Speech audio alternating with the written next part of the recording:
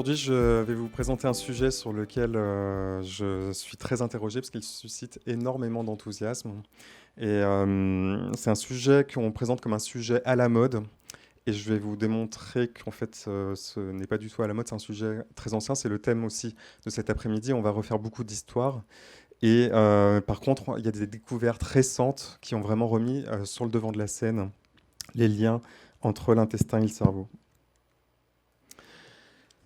Alors, je vais commencer par une petite fable qui est le conte des princes de Sérandipe. C'est une fable qui est très ancienne, qui nous vient du Sri Lanka. C'était un roi qui avait 3 fils et qui souhaitait leur donner la meilleure éducation possible. Pour cela, il convoque les meilleurs précepteurs du royaume qui vont transmettre à ses 3 fils l'état des connaissances acquises. Et pour parfaire leur éducation, le roi va décider d'exiler ses fils pour les contraindre à aller mettre en application leurs connaissances au contact de la nouveauté, de la découverte du vaste monde. C'est ce conte qui a donné le concept de sérendipité, qui est un mot qu'on utilise à tort souvent comme le fait de découvrir quelque chose par hasard. Or, la sérendipité, c'est un processus très précis qui procède de 4 étapes. Quand vous souhaitez découvrir un nouveau sujet, comme préparer un examen par exemple, vous allez donc travailler, bachoter, lire beaucoup d'articles, beaucoup de connaissances, que vous allez comme ça intégrer de façon consciente dans votre cerveau. La deuxième étape, on en parle beaucoup moins parce que c'est une étape majoritairement inconsciente, une étape de jachère pendant laquelle le cerveau va traiter les connaissances et les réagencer dans un système logique qui va les rendre efficientes. Et c'est ça souvent qui va faire la différence entre deux étudiants, c'est qu'à temps de travail égal, il y a un étudiant qui va savoir utiliser ses connaissances pour résoudre un nouveau problème et l'autre qui va rester dans un obstacle. Et quand on a ce système de connaissances acquises, il y a ensuite à nouveau 2 attitudes possibles lorsqu'on est confronté à un événement qui ne rentre pas dans le système de connaissances acquises.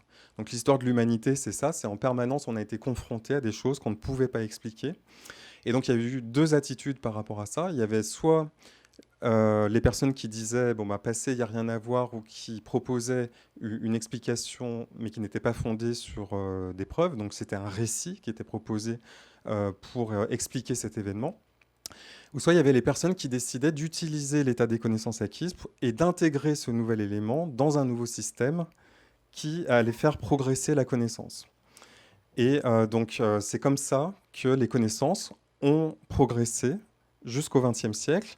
Et c'était ce que Pasteur enseignait à ses étudiants en résumant sous la phrase célèbre, le hasard ne favorise que les esprits préparés. La sérendipité, c'était le mode principal de la découverte scientifique jusqu'au début du XXe siècle. Ici, vous voyez Thomas Henry Huxley, qui était le grand-père d'Aldous Huxley, l'auteur du Meilleur des mondes. Et il était surnommé le bulldog de Darwin. Il avait écrit un livre qui s'appelait La méthode de Zadig, puisque Zadig, donc le héros de Voltaire, est l'incarnation de la sérendipité. Et dans la méthode de Zadig, justement, il enseignait ce procédé de la sérendipité et comment faire progresser la connaissance. Et la majorité des grandes découvertes médicales du XXe siècle, vous le savez comme moi, procèdent de la sérendipité. L'exemple le plus fameux, c'est cette boîte de pétri. C'était Alexander Fleming qui faisait des expériences sur les bactéries au début du XXe siècle et qui revient un lundi matin après avoir laissé ses cultures de bactéries pendant le week-end. C'est un week-end très chaud et humide. Et quand il revient le lundi matin, voilà ce qu'il trouve, c'est-à-dire une contamination. Des centaines de chercheurs avaient eu le même désagrément dans leur préparation. Ce qui s'était passé, c'est que sa boîte de pétri avait été contaminée par les spores de mycélium du laboratoire du dessous, et il s'était passé par les canalisations.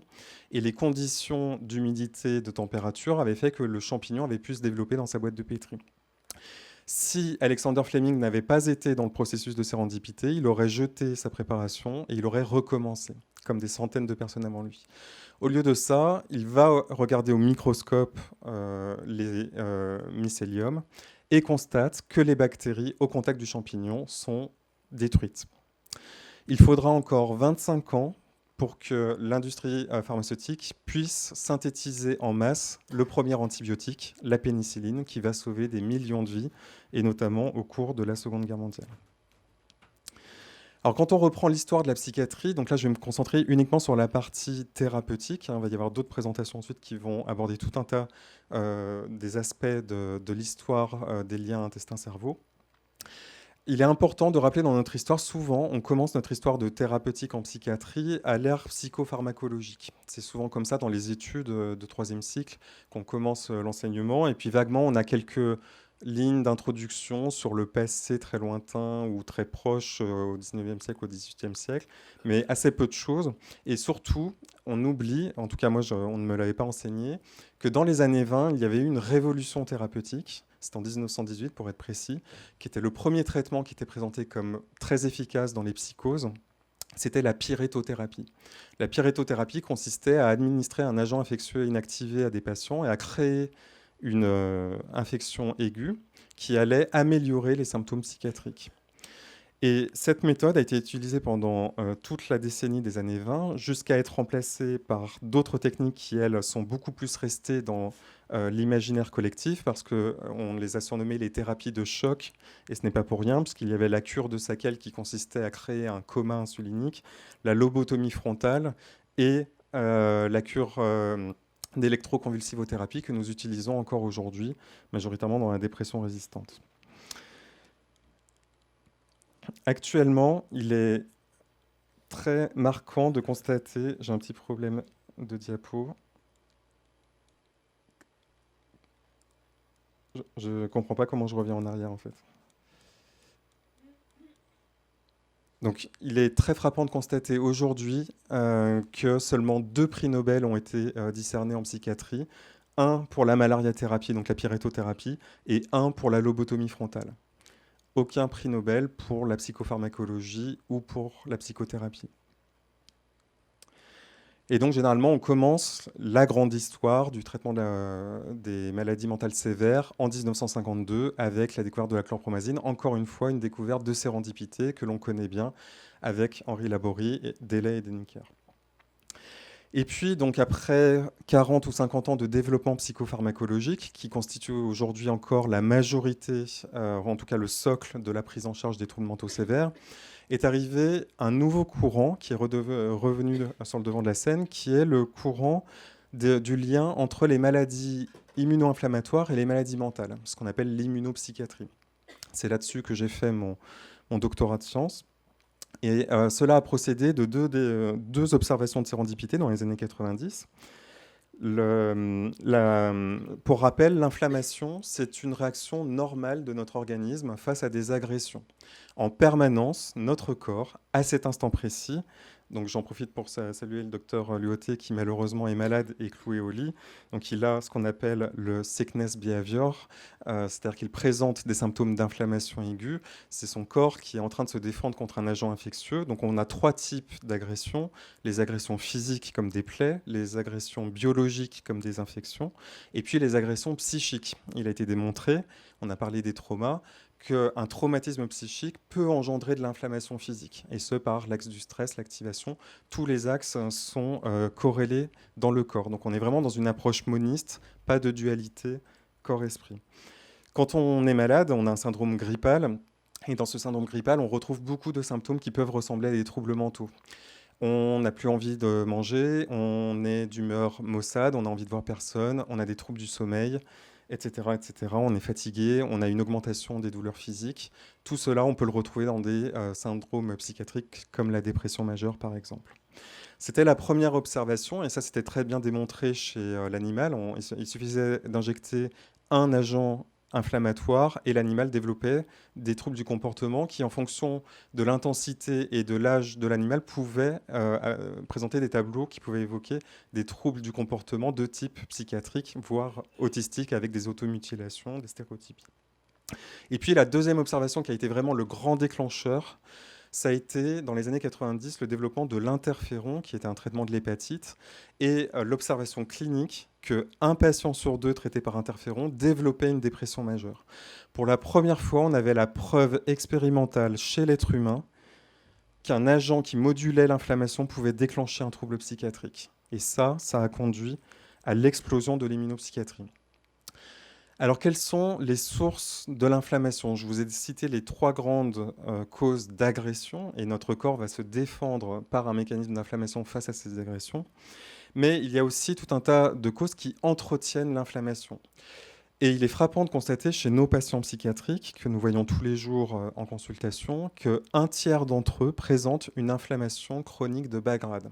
Cela veut dire qu'en permanence, leur corps est en train de lutter contre ce qu'il perçoit comme une attaque, que cela soit justifié ou non. Parmi les causes de l'entretien de l'inflammation, parce qu'il y a une cause déclenchante qui n'est pas forcément la même que la cause qui entretient l'inflammation.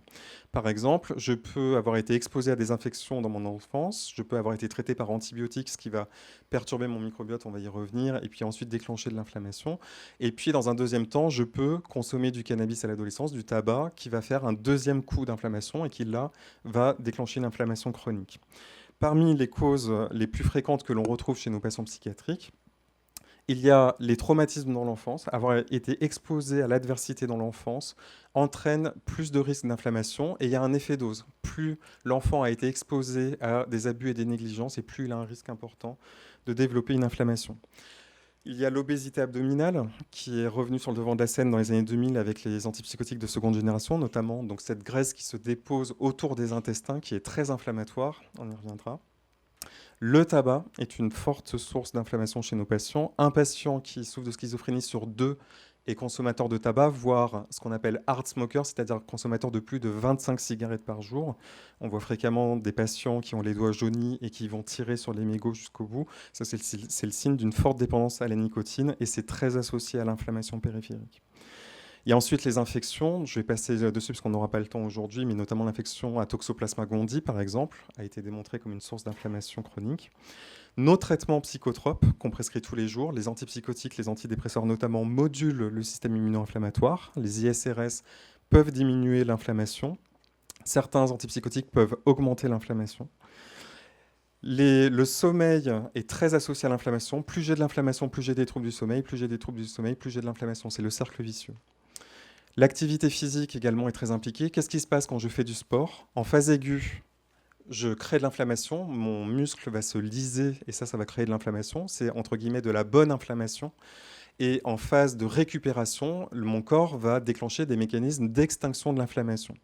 Et en fait, on pense que chez la plupart des patients qui ont des troubles mentaux, c'est surtout des problèmes d'extinction de l'inflammation qui fait que l'inflammation continue à courir et qu'elle va commencer à altérer tout un tas de choses, et notamment le cerveau.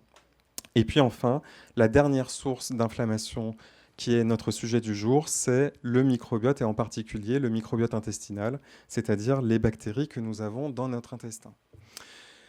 Voilà, après ce rapide préambule pour dresser le tableau qui nous a amenés jusque-là, aujourd'hui, nous sommes dans une situation où il y a vraiment un engouement depuis 2011 autour de la question du microbiote intestinal et depuis plus récemment sur les liens entre les bactéries du tube digestif et notre santé mentale. Alors comment en sommes-nous arrivés là? Tout a commencé dans les années 2000 avec des études chez les rats. C'était des études très frappantes, ça a commencé en 2004, qui démontraient que quand on faisait naître des rats en conditions stériles, ce qu'on appelle les souris axéniques, les rats commençaient à développer des troubles du comportement qui ressemblaient à des troubles psychiatriques. Notamment, ils pouvaient commencer donc à s'automutiler, à arrêter de se toiletter, ne plus avoir de contacts sociaux avec les autres rats, avoir des troubles de l'alimentation, des troubles de l'agressivité aussi. Et ces troubles, c'était vraiment très frappant. Dès qu'on inoculait une bactérie jugée comme saine dans leur tube digestif, donc un lactobacille par exemple, les troubles disparaissaient complètement. Sauf si on attendait 9 semaines. 9 semaines, ça correspond à la fin de l'adolescence chez la souris à peu près, dans quel cas les troubles étaient irréversibles. Donc ça a été la première démonstration chez l'animal que les bactéries du tube digestif jouaient un rôle majeur dans le développement du système nerveux central et notamment dans la première partie de la vie et qu'après, si les troubles perduraient, ça devenait irréversible dans le cerveau. Ensuite, il y a eu tout un tas d'études chez la souris et parmi les études les plus frappantes, ça a été qu'on pouvait transvecter un caractère de comportement d'une souris à l'autre par le microbiote. C'est-à-dire qu'en fait, des souris qui étaient réputées être des espèces de souris plutôt prudentes, un peu peureuses, à qui on inoculait un microbiote de souris jugée plutôt agressive, devenaient elles-mêmes belliqueuses, agressives. Ça a été vraiment un bouleversement dans la représentation qu'on avait que des bactéries du tube digestif puissent contrôler le cerveau d'un mammifère. Ensuite, il y a eu tout un courant d'études qui est allé cibler le lien entre le microbiote et le métabolisme en général, donc notamment le poids, le diabète. Et là encore, il a été démontré que si on transvectait un microbiote d'être humain obèse à une souris, elle devenait obèse. Donc là, on a démontré que le microbiote humain d'une personne obèse pouvait comporter l'information de l'obésité. Donc ça a été vraiment une prise de conscience majeure. Et donc ça ne s'arrête pas à des souris, puisque donc il y a des études dans tous les champs vertébrés et invertébrés. Et là, pour vous donner un exemple, chez la mouche, donc la mouche drosophile, donc la mouche que nous connaissons ordinairement, si on fait naître des mouches, donc moi j'avais appris au passage qu'il y avait donc des microbiotes intestinaux de mouches, et si on fait naître des mouches en conditions stériles, on leur présente des tas de nourriture qui sont semblables en tout aspect, couleur, odeur, saveur, etc. La seule différence entre les nourritures, c'est qu'il manque un acide aminé dans un tas de nourriture. Si la mouche a des bactéries qui ne sont pas capables de synthétiser l'acide aminé, elle va se nourrir exclusivement de la nourriture qui contient l'acide aminé. Ça a été la démonstration qu'une bactérie peut envoyer le signal à son hôte de ce qui lui manque pour sa propre survie, sa propre synthèse. Donc ça a été un résultat très récent qui a encore une fois défrayé la chronique. Vous vous êtes peut-être demandé, comme moi, à un moment donné de votre vie, pourquoi il y avait des personnes qui prenaient beaucoup de poids, d'autres qui n'en prenaient jamais, etc. Eh ben, il y a une étude qui a démontré que la stabilité du microbiote était corrélée à la stabilité du poids, par exemple. Alors, quelques chiffres autour du microbiote. On estime actuellement que 90% des maladies sont associées à des perturbations du microbiote. Alors attention, quand je dis associé, ça peut être une cause ou une conséquence. On ne parle pas que de cause. Il y a 10 fois plus de bactéries dans notre corps que de cellules eucaryotes. Alors, si on enlève les cellules du sang qui n'ont pas de noyau ADN, c'est quand même 2 fois plus. Mais bon, ça reste plus. Donc, si on regarde les choses d'un point de vue objectif, nous sommes des exosquelettes qui baladons comme ça des paquets de 2 kg de bactéries. Et peut-être que la fonction de toutes nos interactions sociales, se serrer la main, se faire la bise, c'est peut-être simplement pour nos bactéries de s'échanger leur plasmide pour augmenter leur biodiversité. C'est la théorie de la manipulation bactérienne. Ça a été aussi exposé pour les virus et pour les parasites. Et une autre chose frappante, c'est que nous avons beaucoup plus de diversité dans notre microbiote que dans notre patrimoine génétique. On a beaucoup compté sur la génétique au début des années 2000, c'était 2001 le séquençage du génome humain, et donc on nous a promis que ça y est, on allait comprendre l'origine de toutes les maladies, comprendre qui avait quel gène, faire de la prévention et faire des monothérapies ciblées en fonction des gènes qu'on allait retrouver. 20 ans plus tard, les résultats sont quand même encore en attente. Bon, il y a plein d'explications autour de ça. On est passé à l'épigénétique, qui est maintenant l'expression des gènes. Mais quand on se prend 2 à 2 dans la salle, donc non jumeaux monozygotes, nous avons quand même 99,9% de nos gènes en commun, 2 à 2 ici dans cette pièce. Alors que par contre, nous n'avons que 80-90% de notre microbiote en commun. C'est aussi pourquoi... Donc ça veut dire déjà que peut-être que la clé, quand on ne comprend pas pourquoi un patient répond à un traitement et pas à un autre, a peut-être plus de chances de se trouver dans son microbiote. Mais ça peut permettre aussi de comprendre pourquoi on a autant de mal aussi à définir ce qu'est un microbiote sain. Vous allez voir aujourd'hui, une des grandes questions, c'est comment définir qui a une perturbation du microbiote ou n'en a pas. Et c'est une des questions actuelles sur laquelle on se centre. Il y a 2 formes de perturbation majeure du microbiote. Il y a la perturbation qualitative, c'est ce qu'on appelle la dysbiose. Donc ça, c'est une réduction de la biodiversité de notre microbiote. C'est comme dans la forêt amazonienne, on perd des espèces, et là, c'est pareil pour le microbiote. Une personne, alors on va parler aussi des facteurs qui font qu'on peut entretenir son microbiote ou l'altérer. L'alimentation, on en parle beaucoup, est un facteur majeur pour entretenir la biodiversité de son microbiote. Et puis, il y a la réduction quantitative, notamment au cours de la vie, on le voit bien. Donc, vous avez la première étape de la vie, on considère que le microbiote se forme dans les 3 premières années de la vie, 2 à 3 premières années de la vie. Donc, il y a un enjeu, on disait avant tout se joue avant 6 ans, donc je ne vais pas dire tout se joue avant 3 ans. Il n'y a pas que le microbiote dans la vie, j'insiste là-dessus, je ne dis pas que tout est microbiote. Mais par contre, il est frappant de constater que notre microbiote se constitue très vite, et notamment c'est la diversification alimentaire qui est l'enjeu majeur pour la biodiversité du microbiote. D'où l'importance de faire très attention à la diversification, dans quel ordre elle se fait avec les aliments, etc. Et puis, dans la dernière partie de la vie, il y a une diminution à la fois qualitative et quantitative du microbiote. Donc la diminution quantitative, c'est ce qu'on appelle la paucibiose, pauci pour peu. Et donc la paucibiose, c'est une diminution quantitative de toutes les bactéries, quelles que soient leurs espèces. Donc on maintient la biodiversité, mais il y a une raréfaction du nombre de bactéries. Et donc qu'est-ce qui se passe quand j'ai une diminution du nombre de mes bactéries? Ça veut dire que la paroi de mon intestin est plus exposée à tout un tas de perturbations et que cela peut générer des troubles également. Donc le modèle que l'on propose actuellement, c'est un modèle à 3 strates que vous voyez ici. Donc un modèle qui explorerait l'évolution du microbiote au cours de la vie, un modèle qui explorerait l'évolution du cerveau au cours de la vie, et ça, donc, on a énormément avancé là-dessus. Donc, on connaît notamment le phénomène d'élagage synaptique. C'est ce phénomène par lequel, à l'adolescence, notre cerveau sélectionne les neurones qui sont vraiment importants pour lui à l'âge adulte et qui serait un mécanisme qui est perturbé dans la plupart des maladies mentales. Ce serait la raison pour laquelle la plupart des maladies mentales commencent en fin d'adolescence et âge jeune adulte.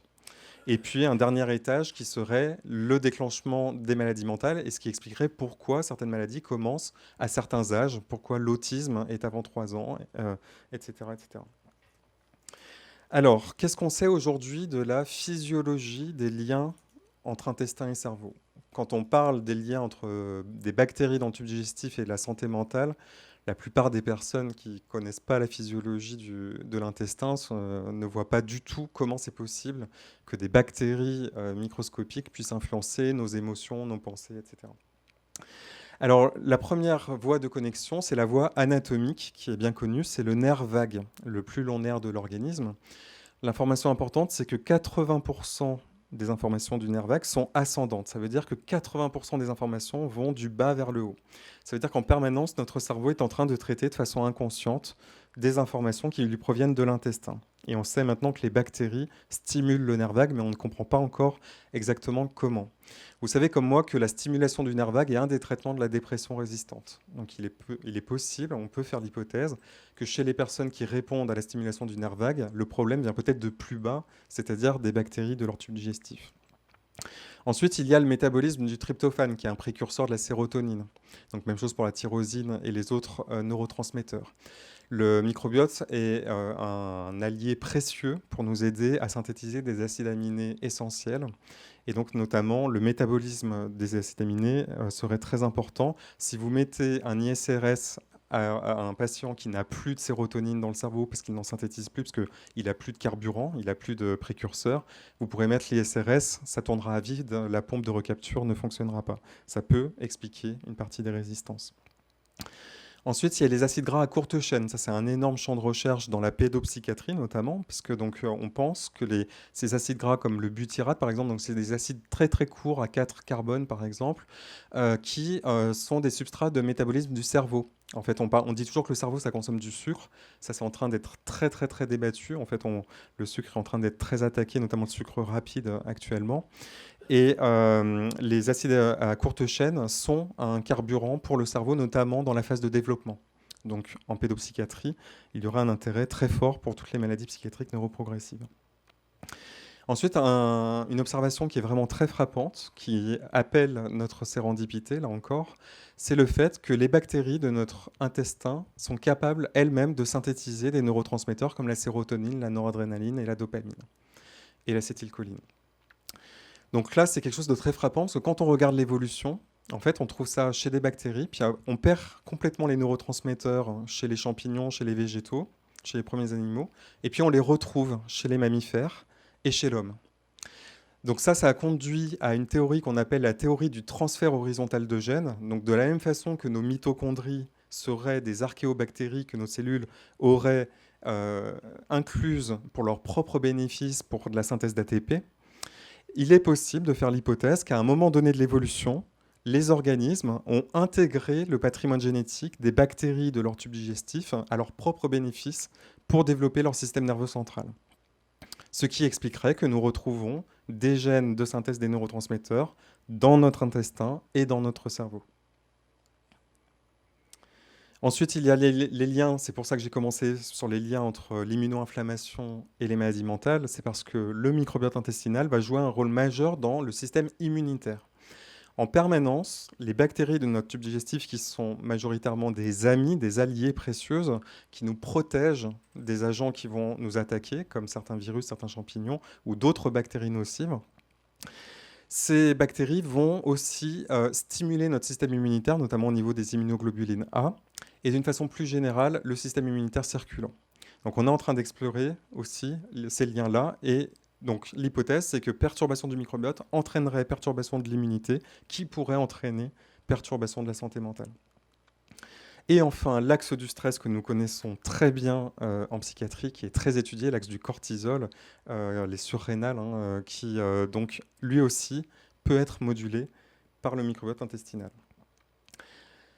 Ça, c'est la représentation de ce que je vous disais sur le rôle. Donc, quand on fait ce qu'on appelle les études bottom-up, donc on va regarder ce qui se passe directement à la paroi de l'intestin et comment interagissent les bactéries avec les parois de notre intestin. Donc, notre intestin, il est stérile à peu près jusqu'au début de l'intestin grêle. Et puis après, il y a une augmentation exponentielle des bactéries. Et le problème qu'on a actuellement dans la recherche, c'est que quand on analyse du microbiote, c'est du microbiote terminal, donc celui qui vient de la fin de l'intestin. Mais ça ne nous dit pas ce qui se passe dans l'intestin grêle. Or, par exemple, le nerf vague, ça n'innerve que l'intestin grêle. Donc on pense qu'il se passe beaucoup de choses dans l'intestin grêle qu'on a du mal actuellement à aller explorer. Et enfin, le dernier axe qui est très prometteur également, c'est la question de la perméabilité intestinale. Donc j'en ai parlé rapidement. S'il y a une possibiose, une dysbiose, ce qui va se passer, c'est qu'en fait, il va y avoir tout un tas d'agents qui vont attaquer la paroi de l'intestin, et notamment les jonctions serrées. C'est les jonctions qui vont permettre aux cellules de rester soudées et de faire barrière. Donc si j'ai un microbiote perturbé, ces cellules vont être disloquées, et là, ça va laisser passer tout un tas de choses dans le sang. Et c'est ce qu'on appelle les marqueurs de translocation bactérienne anormale, donc un mot compliqué pour dire qu'il y a des éléments bactériens qui commencent à circuler dans le sang, et que ça va déclencher une réponse immunitaire qui elle-même va potentiellement déclencher des troubles dans le cerveau. Ici, c'est une étude qui a été publiée par des collègues de Baltimore en 2013 qui démontre que des patients qui souffrent de schizophrénie avaient des marqueurs de translocation bactérienne anormale augmentés dans le sang par rapport au sujet sain, par exemple. Au congrès de San Diego en novembre 2018, donc c'est vraiment l'actualité, il y a eu un énorme débat autour d'un poster qui a été publié par une équipe qui annonçait avoir trouvé un microbiote cérébral. Pour la première fois, donc, le débat autour du privilège humain du cerveau. Donc ce débat, en fait, c'est un débat chez les immunologistes qui disent qu'il y a des personnes qui disent qu'il n'est pas possible que d'un point de vue évolutif, le cerveau soit protégé de l'immunité. Actuellement, notre conception, c'est que nous avons un cerveau bien stérile, entouré par une barrière hémato-encéphalique, et que rien ne peut pénétrer dans ce cerveau, et que dès qu'une bactérie pénètre, il n'y a pas de système immunitaire, et donc ça va créer des abcès, par exemple, etc. Et donc il y a un courant de la science qui dit ça, c'est pas possible. On n'a jamais vu dans l'évolution un organe qui n'est pas protégés par un système immunitaire. Tous les organes ont leur système immunitaire, ont des ganglions lymphatiques, etc. Il n'y a aucune raison que ce ne soit pas le cas pour le cerveau. Et donc, notamment, il y a eu des découvertes de ganglions lymphatiques, il y a eu des études chez l'animal, et là arrive là-dessus cette équipe qui dit, ça y est, on a fait 34 coupes de cerveau, donc il y avait des personnes saines et des personnes qui avaient des schizophrénies, et on a trouvé des bactéries que vous voyez sur cette photo. Ils ont bien précisé qu'ils avaient fait toutes les conditions pour démontrer que ce n'était pas une contamination de la préparation.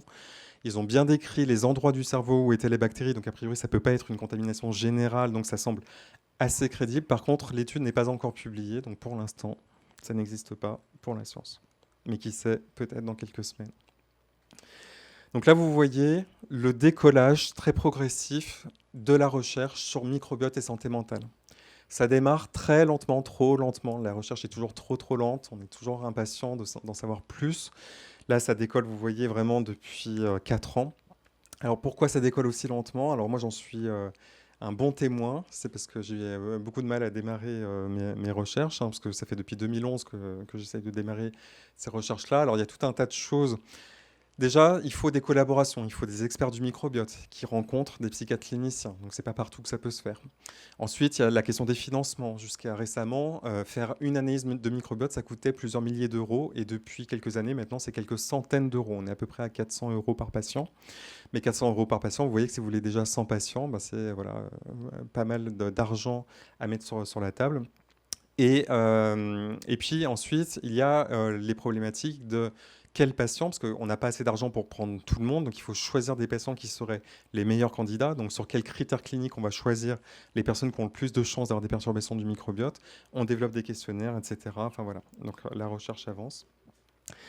Et parmi les découvertes qui me semblent absolument majeures pour vraiment pointer du doigt l'importance d'aller explorer le microbiote dans les maladies mentales, il y a une méta-analyse qui est parue en 2016 et il y en a une nouvelle qui va apparaître cette année dont j'ai été reviewer, qui démontre que l'ajout de probiotiques est efficace dans la dépression majeure en ajout au traitement usuel. J'insiste là-dessus parce que les personnes qui ne connaissent pas cette méta-analyse sont souvent très sceptiques sur les probiotiques en disant que c'est du marketing, etc., pour vendre des compléments alimentaires, que ça n'a jamais été prouvé. Là, on a une méta-analyse avec des essais contrôlés randomisés. Donc les études de l'époque avaient une qualité qui pouvait être discutée, mais en tout cas le résultat était statistiquement significatif. Et puis il y a une nouvelle méta-analyse qui va être publiée cette année, donc j'espère bientôt, où il y a 34 études, et où là clairement l'efficacité des probiotiques est démontrée. Et alors j'insiste sur un autre point, c'est que les probiotiques sont d'autant plus efficaces que la dépression est sévère. Ça, c'est pour essayer de tordre le cou à cette idée reçue que les compléments alimentaires, c'est pour les pathologies légères de la psychiatrie libérale en consultation, pour les personnes qui ne veulent pas prendre de traitement psychotrope. Ça, il y a quand même ça qui traîne, c'est-à-dire qu'en fait, il y aurait un spectre qui irait de l'homéopathie aux compléments alimentaires, et puis après, on rentrerait, entre guillemets, dans le sérieux avec les psychotropes, alors que là, j'insiste sur le fait que plus la dépression est sévère, et plus les probiotiques montrent de l'efficacité dans les études. Donc ça me semble vraiment un message très important. Par contre, les prébiotiques, donc les prébiotiques, c'est tout ce qui va... Donc pour rappel, un probiotique, c'est une souche de bactéries qui est jugée saine pour la santé. Donc il y a une quantité énorme de marques de probiotiques. La plupart, en fait, c'est quelques milliards de bactéries, des associations de lactobacilles avec du bifidobactère. Il n'est pas possible aujourd'hui de déterminer quelle bactérie est la bactérie qui peut être recommandée. Donc actuellement, on essaye de développer à Marseille, donc ce que vous voyez illustré ici, une collaboration entre des équipes d'immunologie, de neuroimagerie et de microbiologie pour essayer de présenter un modèle holistique qui pourrait nous permettre de relier le cerveau, le système immunitaire et le microbiote intestinal pour essayer de mieux traiter les maladies mentales. Et notamment, donc, on va se concentrer sur la dépression majeure en premier. Donc, j'espère vous avoir convaincu que maintenant, on sort de cette représentation de notre corps comme un corps de cellules eucaryotes bien délimité par son moi peau, alors qu'en fait, nous avons en permanence des bactéries qui nous traversent et qui contribuent à notre métabolisme et qui sont capitales pour tout un tas de fonctions organiques. Et donc, ceci s'inscrit dans ce qu'on appelle la logique de la médecine de précision. Donc, la médecine de précision, vous la voyez illustrée ici. Dans les années 60, nous avons développé nos classifications sur des analyses statistiques de symptômes. Nous avons regroupé des symptômes en syndromes statistiques, ce qui nous a permis de développer des traitements psychotropes. Et puis, on a vu qu'il y avait quand même, dans la plupart des pathologies, 40 à 50% de personnes non répondeuses ou qui développaient des effets secondaires importants. Et donc maintenant, dans la plupart des spécialités médicales, donc c'est l'oncologie et la cardiologie qui, les premières, ont ouvert ce chemin, et donc la psychiatrie maintenant s'y engouffre, c'est de redéfinir les classifications, non plus par rapport aux symptômes, mais par rapport aux perturbations à l'origine de ces symptômes, qui peuvent être des perturbations psychologiques aussi, hein, on ne parle pas que de perturbations biologiques, et de proposer ensuite des traitements ciblés étiologiques à ces pathologies, donc du traitement sur mesure. Alors je termine cette présentation par une histoire qui pour moi est vraiment une source d'inspiration inusable, qui est l'histoire de ces deux médecins australiens, Warren et Marshall, qui travaillaient sur l'ulcère gastro-duodénal à une époque où on considérait que l'ulcère était une maladie psychosomatique. Le traitement de l'ulcère, c'était la psychothérapie et arrêter de manger des épices. Et ces médecins avaient la conviction de l'origine infectieuse de l'ulcère et donc ont fait des cultures de liquide gastrique et les ont laissés en culture comme Alexander Fleming.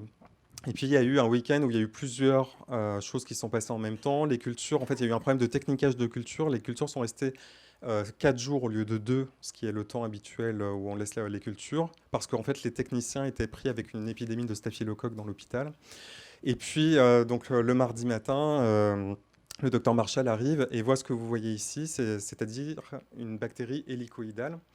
Et il veut publier son résultat en disant « ça y est, j'ai trouvé la bactérie à l'origine de l'ulcère ». Aucune revue n'a accepté de publier ce résultat, tellement ça semblait inconcevable qu'une bactérie puisse se développer dans l'estomac. À l'époque, on considérait qu'un pH de 2 comme celui de l'estomac décapitait toutes les bactéries, qu'il était impossible qu'une bactérie puisse vivre dans un environnement aussi hostile.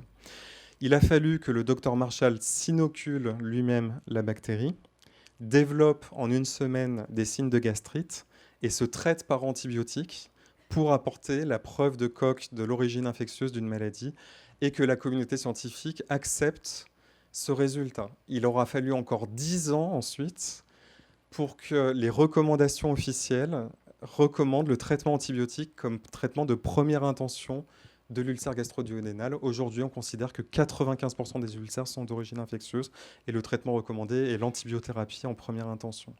Ça, c'est pour rappeler qu'il y a un temps, après la découverte scientifique, se passe un temps qui est très très long pour les patients, pendant lequel on dit « ah oui, mais ce n'est pas dans les recommandations ». Oui, mais il y a les méta-analyses, il y a les essais, etc. Donc, évidemment, on ne peut pas tout prendre pour argent comptant. Quand une étude est publiée, il faut qu'elle soit répliquée, ça on est d'accord. Il y a la force de la preuve. Donc, si j'ai commencé par la sérendipité, c'est parce qu'on m'avait enseigné l'evidence-based medicine. C'est une médecine très importante basée sur la preuve, la force statistique. Mais le problème, c'est qu'il y a un prix à payer pour tout. Tout est équilibré. Quand j'augmente la puissance de la preuve, je tue la créativité et la découverte aussi. Et j'augmente aussi les coûts de la recherche. Donc, actuellement, on est dans cet équilibre-là qu'il faut trouver. Et donc, revenir aussi à cette sérendipité. Et je termine sur une citation d'un prix Nobel célèbre, puisque c'est le découvreur de la vitamine C, Albert Zent, en 1937, qui disait « La découverte consiste à voir ce que chacun a déjà vu et d'y voir ce que personne n'avait imaginé ». Je vous remercie pour votre attention.